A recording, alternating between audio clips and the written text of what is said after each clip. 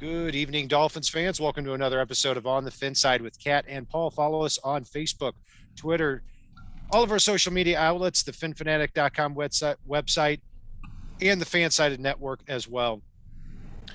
We are done with preseason. The Dolphins' 53-man roster has been set. You're going to probably see some adjustments between now and game one against the Patriots. We'll be sure to get to all that first, but we're actually going to start with some Patriots news here today. As we've heard, Cam Newton has been released. Stephon Gilmore is on the PUP list, so he's going to be out the first 6 weeks of the season here. Definitely missing game one against the Dolphins. And they also brought a familiar face into their organization, wide receiver Malcolm Perry. So a lot going on with the Dolphins' week one opponent, Paul. Mostly, the Dolphins are going to be facing a rookie in week one, to his former teammate Mac Jones. Well, not only that, right now, let's really get into it about. Well, all right, the Steph Gilmore news I was excited about. The Malcolm Perry news, I'm a little disappointed that I do get to see him in week one, but unfortunately it's on the wrong sideline. But you look at it, Mac Jones is the starter. Stidham, I believe, went on PUP. Yeah, the Patriots have one quarterback right now. Brian Hoyer's on the practice squad somehow. Maybe I've got to check up on that. I think I heard that one. They have one quarterback on their active roster as of a few hours ago. And Cam Newton, pretty sure the Texans are looking at him going, "Hey, baby, come here." Yeah, so, yeah, one quarterback and it's a rookie.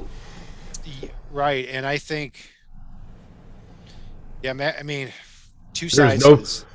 I thought Flores made a statement about Tua being his guy, but boy, did Belichick make a statement about Mac Jones being his guy. There's no one else. Yeah, and it do you think he's going to use Malcolm Perry at quarterback? I bet he's the emergency guy if they've only got one quarterback on their roster right now. But no, it's look, as far as Mac Jones here, man, it could go really one of two ways. Number one, the Dolphins are facing a rookie quarterback in week one now. We're not facing the Cam Newton that, really punched the Dolphins in the mouth week one last year. The other side of it, too, is if in week one Mac Jones takes down the Dolphins and Tua, what a slap in the face that's going to be to begin the season. And there's no other easy way to say that there. But, yeah, I mean, a very definitive statement there by the Patriots and by Bill Belichick, and I don't blame him. I mean, Mac Jones has looked great in preseason, has looked great in camp according to reports. So, big showdown in week one now.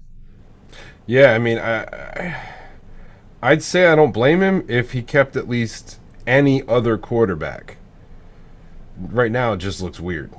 So it's simple. Just injure Mac Jones. I mean, hurt Mac Jones, and you're going to be facing Malcolm Perry all day at quarterback. Our pregame show is going to be 3 minutes just talking about which one of his legs to rip off. I mean, that's pretty simple there. I mean, go get him, Emmanuel Ogbah. I mean, but also too, I mean, what may even be bigger from a matchup perspective now is Stephon Gilmore is going to be out, and the Dolphins are expected to have their full slate of receivers for week one, except for Will Fuller. Devontae Parker's back. Mike Gesicki will be in the lineup. Jalen Waddle's healthy. Albert Wilson's healthy. So besides Will Fuller, yeah, they might be able to spread the field and really exploit some matchups here. That's the expectation. But as Jeff Jordan just pointed out in our chat, NFL Network experts, 8 out of 10 had the Patriots still winning the game with one quarterback and missing Stephon Gilmore. I saw that, and look, the Patriots are. I wonder what the. Who did Michael Irvin pick? Because that's like the reverse of the groundhog seeing a shadow. Yeah, I don't pay attention to celebrities' picks. That's what they are. Let's see here. Patriots are right now favored by 2.5 over the Dolphins week one still. So let's not talk about this as a layup here. I mean, I'm still undecided. I'm still just undecided who I'm going to pick, to be quite honest with you, because week one we thought the Dolphins had a lot of momentum going into that game, and they got punched pretty squarely between the eyes. Well, and to be fair too, the Patriots in seasons that they've dominated have come out and laid a goose egg in week one. You remember that matchup against the Bills like 10 years ago, I think it was, or longer. Right after they cut Lawyer Malloy, and then they signed him, and Sam Adams had that pick six at 350 pounds. Uh, yes, I do remember that. Yeah, gosh, that was almost 20 years ago now. But you're right. It's 35 more to nothing. something like that. But more recent examples too of the Patriots not doing well in week one or just in the month of September compared to the rest of the months usually. So yeah, um so we'll see. But all we're going to say about the quarterback position and Deshaun Watson is that Brian Flores has come out and made very clear Tua is the starter. We talked enough about it last week. We went deeper into that than I wanted to. So we're just going to take that and we're going to move on to the Dolphins 53-man roster here. And we spent a lot of time, Paul, in the offseason talking about this, making a lot of predictions. And hey, I'm going to pat ourselves on the back here. In our final show before the Bengals game, we had 43 locks, and I actually added one overnight, who was Durham Smythe. So out of those 44, 42 that we had selected made the roster. The only two that did not were Larnell Coleman, who went on injured reserve and had a very bad game against the Bengals in the last preseason game, and Bernardrick McKinney, who was cut, which was a really big surprise. I mean, when I look at McKinney too, when the Dolphins traded for him, they traded Shaq Lawson for Bernardrick McKinney. Lawson since has been flipped for a late round pick, so obviously they didn't think too highly of him anyway. And who knows if he would have stuck on the Dolphins. Bernardrick McKinney takes a pay cut down to $3 million after he's traded, then ends up getting cut. They basically cut him a check for $750,000, say thank you, you're not as good as we thought you were. And they're going with Sam Eguavoen and Landon Roberts, but still a pretty big surprise. Absolutely. I did not see that one coming. Anybody that tells you they saw that one coming is crazy. I mean, I remember when he started off having some really good days in camp and doing the press conferences. The reporters were drooling over him. The fans were drooling over him. He was drooling all over himself. But it doesn't sound like Flores was doing too much drooling when it came to him. Yeah, the reason I thought he was an odd fit was because this is a defense where the linebackers have to cover a lot of ground. And I know that third linebacker we talked about, probably going to be more of a thumping type. Landon Roberts assumed that role last year. Looks like he will again this year, along with Sam Eguavoen. But when he took a pay cut down to $3 million, I thought, okay, well, he's going to stick around for that. But also, if you can't cover in this defense, it's really tough. And I watched a lot of him, in the games he did play in 2020, and I thought he looked big and stiff, even bigger and stiffer than he has been in his career. Now, I know that he made the Pro Bowl a few years ago, made a lot of plays, but he's really not the same type of player anymore. And when you were talking about him being off the field on third down, that's a death nail in this defense. Well, I mean, you look at what they kept at the linebacker position. Jerome Baker, speed. Sam Eguavoen, speed. Andrew Van Ginkel, speed. Brennan Scarlett, speed. Landon Roberts, speed. Duke Riley, speed. Jalen Phillips, speed. Right. Bernardrick McKinney, thump. And I'm not. I know that as far as 40 times are concerned, Jerome Baker, Andrew Van Ginkel, and Duke Riley all ran under 4.55 coming in the NFL draft. Sam Eguavoen, I'd imagine. I'm not sure what he ran or how he tested out. He took a weird route to get here. So yeah, and Landon Roberts, I'm pretty sure was in that range too. I mean, so yeah, you're right about that. Brendan Scarlett's more of an edge guy, but still. Well, it's good speed for his size, no doubt. And you look at guys like Eguavoen, you look at guys like Landon Roberts. They make their money on not just their 40 times speed, but also the fact that they just pick and they just go. They just pick and they just go. They just pick and they just go. You know what I mean? It's not something where they hang back, read a lot of things. Those two are literally just bam, go, bam, go. Like we've talked about with Roberts in the past. When he picks correctly, it is a huge, huge play, a huge stuff in the backfield. When he picks wrong, he's nowhere near it. And Flores likes aggressive defense, and he likes versatility. And what he's got now on the roster, screams speed, dis- quick decisions, and versatility. Right. And you know, I'm not the biggest Landon Roberts guy, but I do like that in his role. He's going to be playing probably what 20 25 snaps a game, and a lot of that is going to be kind of in three linebacker looks, which the Dolphins are not going to go to very often. So I can deal with that. But man, if Van Ginkel or Baker go down, that could get ugly. And I think you might be seeing Jalen Phillips dropping back a little bit more than you think, because you're going to have those three defensive linemen up front playing a lot of snaps together, Raekwon Davis, Christian Wilkins, and Zach Sealer. So I think you're going to see those three as well as Jalen Phillips and Agba on the field at the same time. Yeah, I'd take it to half of what you just said. I mean, Van Ginkel going down would hurt, but if we lose Jerome Baker right now, that is devastating. There's no one that I think it was Travis Wingfield put it about Baker just being that straw that stirs the drink there in the middle of the defense. Everybody else has their roles circling around him, but he basically is the guy. I mean, what was it? 7 sacks, 100+ tackles last year. He does a lot of everything, and it doesn't get him a lot of notoriety, but he doesn't care. It gets him recognized by the coaches, and there are a lot of fans that do recognize what he means to this defense, and there just isn't somebody that can step into his shoes effectively. But he makes the defense faster, and he covers a lot of ground in the middle of the defense. Yeah, and that's the quality that can be irreplaceable in this defense. Because if you lose Baker, you don't want Van Ginkel patrolling the middle of the defense. You want him on the edge. And then after that, Sam Eguavon, yes, he's impressed, but you're going to lose a lot of speed if you go down to Eguavon. And then after that, Duke Riley, I mean, the speed you might replace a little bit, but not completely. And I think you're getting a far worse player going from Jerome Baker to Duke Riley. So I agree with you. So, So on the Kat, real quick, we got a question from you, Dotis.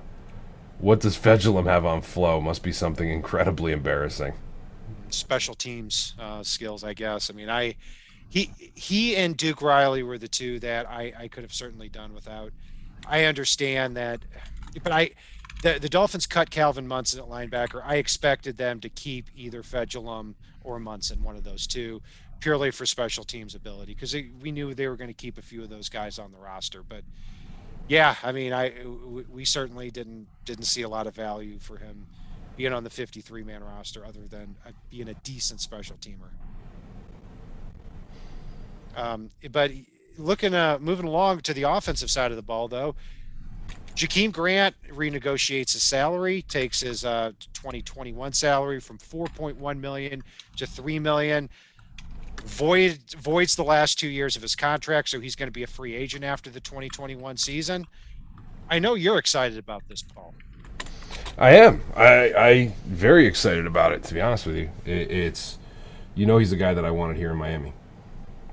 Yeah, and you know, I probably haven't liked him over the years as much as you, but I've always been a big defender of him as a punt returner. And you could say, okay, kick returner, punt returner, so what? I'll go a step further. I think he's one of the best punt. I think if I had to pick one punt returner in the league to catch the ball and take it to the house, it's Jakeem Grant. And I alone would pay $3 million for that trait. And then you add on to that, he had a bad year last year as a receiver, especially on deep balls. I'll still take him as a fourth or fifth receiver, somebody active on game day. So I'm glad he's back, and I'm glad that the 6th overall pick isn't returning punts, even though he's good at it. I want him focusing more at the wide receiver position. Yeah, and it's with Jakeem, it's always been about potential. He is just built different than what you're going to see in most places around the league. And sometimes it's a blessing, sometimes it's a curse. But I think he arguably had his best preseason as a receiver with limited opportunities this year that we've ever seen from him. He's catching balls that we haven't seen him catch in games. We knew that there were occasional drop issues with him coming out of college, and it's something he's been working at. You're starting to see the fruit of that work. And I'll go a step further. Like, not only the $3 million a year, I'd pay $4 million a year. We're paying Clayton Fedulum $4 million a year to make a couple tackles. I would easily pay Jakeem Grant $4 million a year to flip the field on occasion.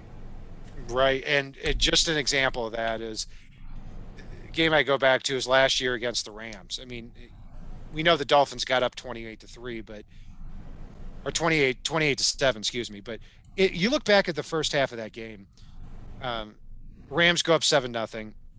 Jakeem Grant, um, to set up the Dolphins' first drive, catches a punt, dukes out a defender, and takes it past midfield. Dolphins had a short field. They tie the game at 7. Then you have the Emmanuel Ogba sack. Van Ginkel takes it to the house for 14-7. Then the Dolphins stop him on defense, kick it to Jakeem Grant. It's 21-7. So you see with Jakeem Grant just on special teams, at least one game every year where he is making a dramatic impact. And he was, it's just not just us thinking that. This was the second team All Pro as well. So obviously, a lot of people in the NFL think that too. So great for Jakeem Grant to be back on the roster here in that special teams role. Let's look at the rest of the offense here, Paul. The guys right now who have stuck here on the 53-man roster. You've obviously got Tua and Brissett at quarterback. At running back, Myles Gaskin, Savon Ahmed, and Malcolm Brown. Dolphins only kept 3 running backs. That surprised a lot of people. Usually they keep 4 or 5. Patrick Laird and Jared Dokes get the axe, but as of the time of this recording, they're already back on the practice squad. Yeah, I mean, it's. I think I said last week in my final 53, I did expect Laird cut, but I thought Malcolm Perry would take his place. I didn't imagine that we were going to keep only 3, and something tells me that we'll end up with another one before too long. Yeah, and wide receiver, it's Will Fuller obviously out week 1. So they kept 6 guys if we take Fuller out of the mix. Jalen Waddle, Devontae Parker, Albert Wilson, Jakeem Grant, Preston Williams sticks around, and finally 6 Mac Hollins.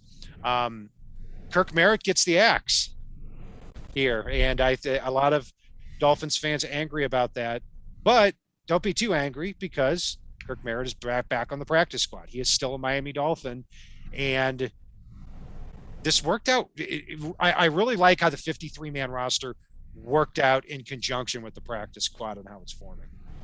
I do too. There are several moves like Kirk Merritt that I'm a little more okay with, given the fact that they're on the practice squad. And even looking back at the running back position we just talked about, with those 2 guys on the practice squad, I don't expect that Ahmed, Gaskin, and Brown are all going to get hurt in the same game.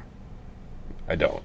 And luckily we have a fullback that we can rely upon to step in there in one of our tight ends. Oh, Ethan Carter. Oh gosh, I'd rather see you taking handoffs. I'm down. I will sign for less than Jakeem Grant to take a few handoffs.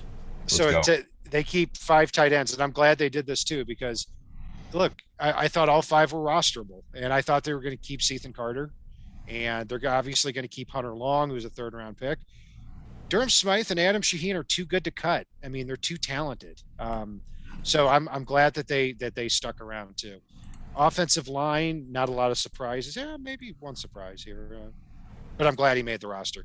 You've obviously got the starters: Austin Jackson, Liam Eichenberg, Michael Dieter, Robert Hunt, Jesse Davis, Solomon Kinley as the 6th guy, Greg Little, who the Dolphins just traded for, makes the roster as the sole backup left tackle or offensive tackle.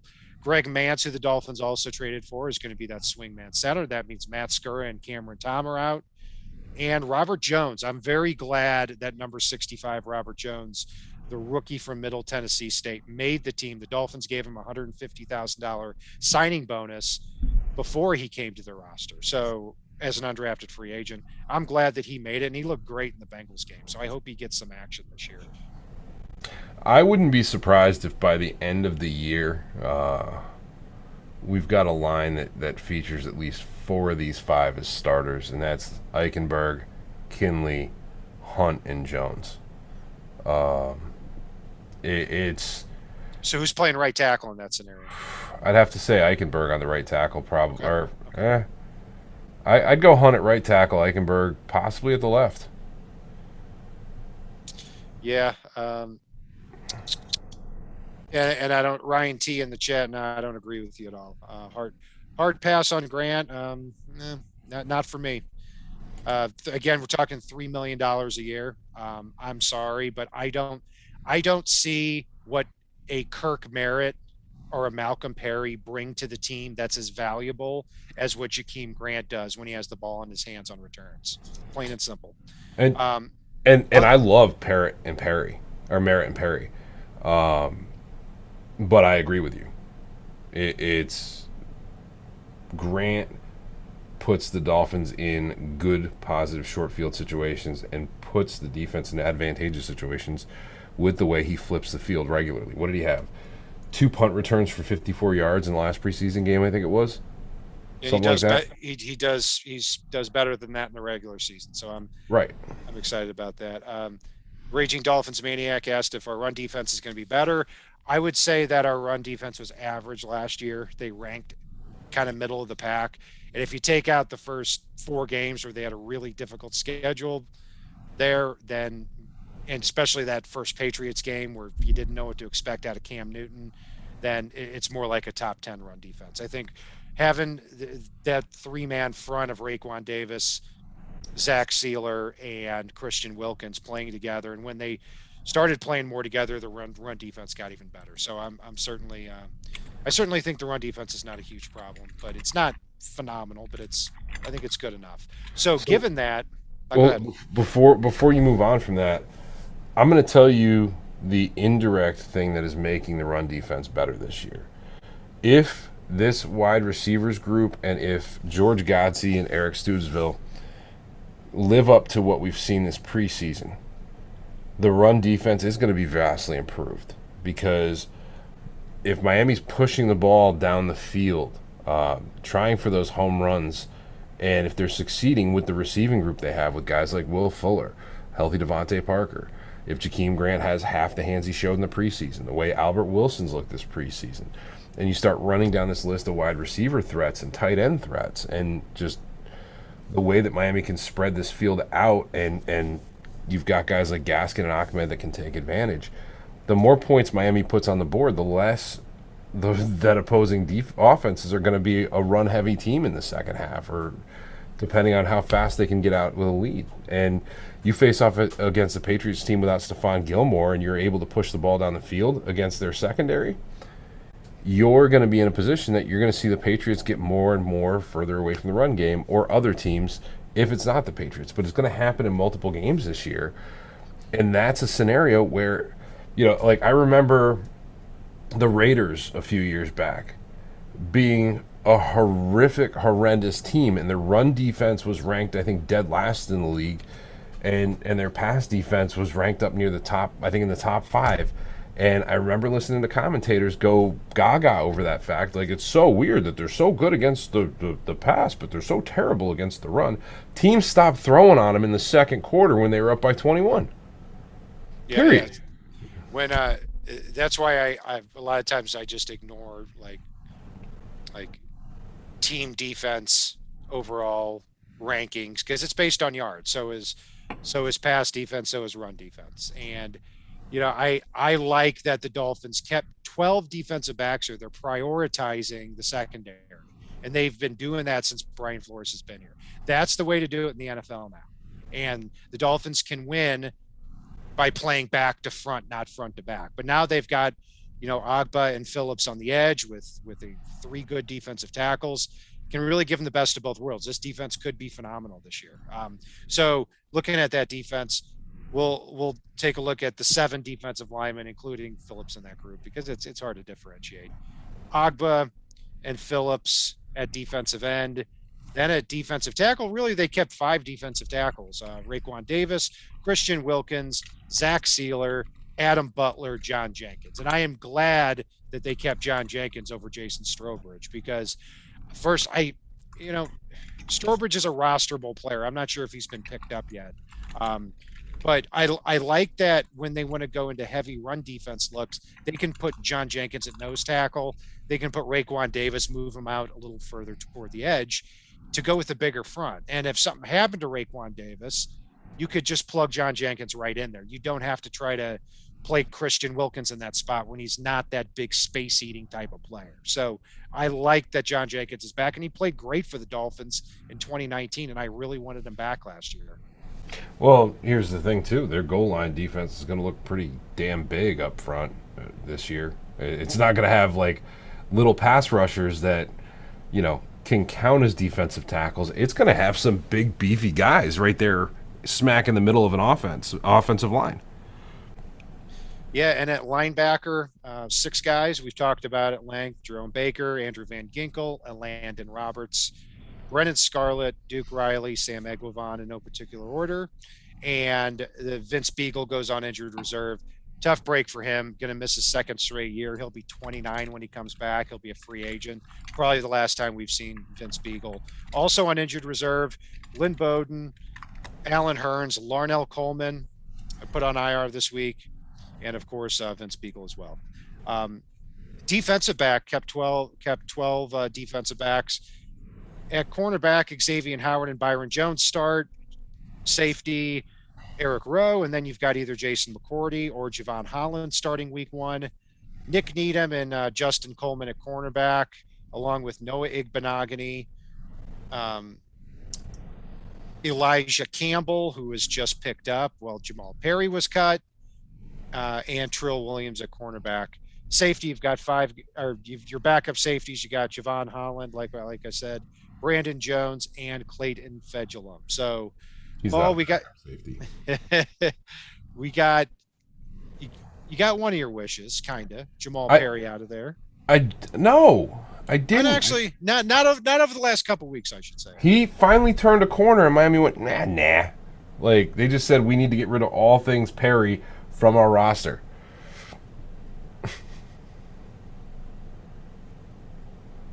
Nope, Kat, I think you're on mute here. I sure am. Yeah, I agree with you there. Elijah Campbell. Perry should have just changed his name again, by the way. Then maybe he could have stayed. That's for sure. So Jamal Perry, who cut, Elijah Campbell signed. He was undrafted out of Northern Iowa. I don't remember a whole lot of him back in college. Then in 2019, he played in the AAF, which has been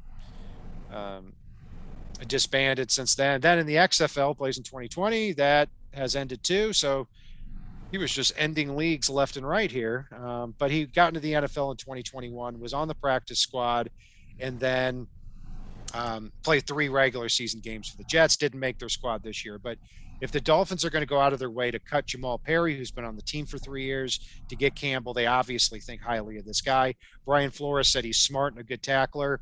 He's 5'11", 190 pounds. So we'll see if he makes anything out of himself. He's kind of got that cornerback safety look, so it's not a surprise that Brian Flores was intrigued by him. So, Paul, we talked about the practice squad here as well. I mean, right now, as the time we're recording this, we've got 17 spots available, including the international spot. Only 10 have been filled. So you've got Reed Sinnett at quarterback, Dokes and Laird running back, Kirk Merritt wide receiver, offensive lineman Adam Pankey, and Derval Querez Nito on the offensive side of the ball. Yeah, I like that group there on offense.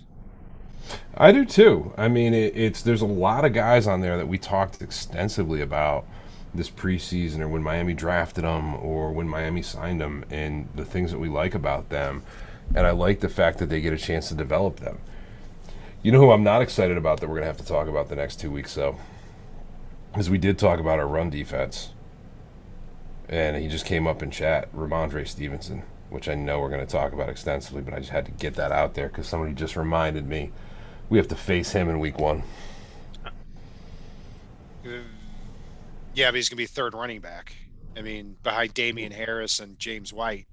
I don't ever trust a Patriots depth chart at running back. Yeah, that's possible. They like switching it up at running back every week, but no, I mean Stevens, he's a big guy with some speed, obviously, but also don't trust your eyes that much in preseason because when you get to the regular season, you're facing actual starting caliber offensive linemen, or excuse me, starting caliber defensive linemen, I should say. So we'll see. I mean, I would have liked if the Dolphins had drafted a running back like that in the middle rounds. We talked about that. Didn't end up doing that. They wait till the seventh round, draft Jared Dokes, and now he doesn't make the team. He's on the practice squad. So I wish the Dolphins had done a little bit more. On the defensive side of the ball, four guys here. You've got Calvin Munson, Shaquem Griffin. Glad to see both of them back. They can easily be called up on game day. Cornerback Javaris Davis. I'm very excited to see him back. He showed a lot this preseason. And Jabal Sheard. And Jabal Sheard is a player back 10 years ago in the 2011 draft, the same draft the Dolphins drafted Mike Pouncey.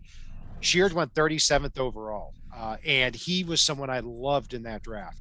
And he became a really good pro. He's obviously 32, fallen off. He's been with the the Giants and Jaguars the last 2 years, but 53 career sacks, 106 games started. Somebody that can also be called up on game day. Yeah, no, I like the Sheard pick up for the practice squad. So that's I think a good thing here for Miami, a team that if they do lose one or two guys, their pass rush will seriously be deteriorated. So it's good that they've got some options there potentially. And when I look at the practice squad, I really hope they keep this at 16 or 17 players, even after we get past the COVID-ridden seasons. I mean, There's no reason not to. I know, and I like too that it's depressing watching Hard Knocks and seeing these guys who played well in preseason just get cut, and it's may not ever play football again, even though they've played well. It's one thing now if you've got 53 players on a roster and 16 on a practice squad, 32 teams in the league, you're probably not good enough if you don't land somewhere. And I think that's how it works out.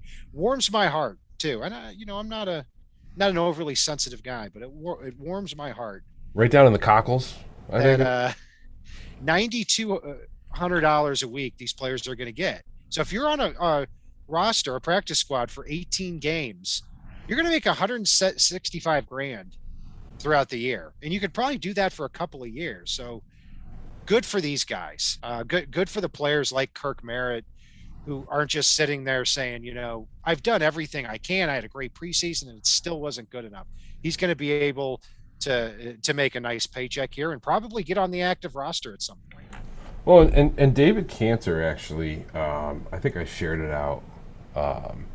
One of his clients literally signed on as an undrafted free agent, I think, back in 2015, and has bounced between preseason rosters and practice squads and unemployment ever since, and finally got signed to the Browns' active roster when the 53-man roster cuts took place. I mean, talk about some absolute perseverance. And you see guys start going through this and quit. And I'm sorry, sometimes life is hard. And maybe you get there, maybe you don't, but you don't have that many opportunities to play pro ball. So if you've got any shot at all of developing as a pro ball player, see where it takes you. Like, don't just quit because you're not on the active roster for, the way that you expected to, play out your Madden career. Yeah, absolutely. In our chat, where's the guy? Somebody said here, I haven't brought up minors. Brian Cox has a message for you Bills fans here. That does never get old. But it's also funny. Brian Cox's son, Brian Cox Jr., plays for the Bills. Yeah, he's on injured reserve now, but still, small world here. It's got to be. That's funny. Well, I'll tell you, Paul. The players that I liked that got cut were Kirk Merritt, Derval Corez-Nito, Javaris Davis, Patrick Laird, all back on the practice squad. So I can't think of much more of a win than that. So I'm elated with how this 53-man roster, as of right now, has played itself out here. And also they get to stash Lynn Bowden, Larnell Coleman, some guys with potential really on their roster for next year. So that works out too. Any other thoughts here from tonight? No, I mean, I had to laugh because somebody brought up Quinn Miner's belly in our chat, and that just cracks me up every time. But no, I mean it's. I'm excited. I'm glad to have the regular season finally here. This offseason was exciting and felt longer than others, even though it kept moving along. There just was so much to talk about, so much to go through, so many different things this year, and it was a lot of fun. It was, and now we're really going to crank it up a notch. And there was so much more to talk about here in 2021 than there was in 2020 for obvious reasons. So I'm, it kind of put things in perspective. Thank you all for being part of that too. And moving forward here, we're going to have Derek Havens here, our Patriots correspondent, previewing the Patriots roster here. Should be sometime Tuesday or Wednesday during the day. It's going to be live, but hey, we know people are working, so we're catch us on YouTube, on iTunes, everything like that. Paul and I are going to be breaking down the show on Thursday and Friday as well, or Thursday or Friday, probably Thursday evening. We'll send out an alert on that too. And we're going to be here Sunday night, win or lose, after the Patriots game too. So from here moving forward till the end of the draft, we're looking at 3 shows a week. So be sure to be with us on that. And Sunday night after the Patriots game is probably going to be late because I will be heading back from Foxborough for that game. So, just as a reminder for our fans, we'll probably be a little later than usual on that one. No problem. That's my night to stay up late. Other nights I go to bed at 8:30. So Perfect.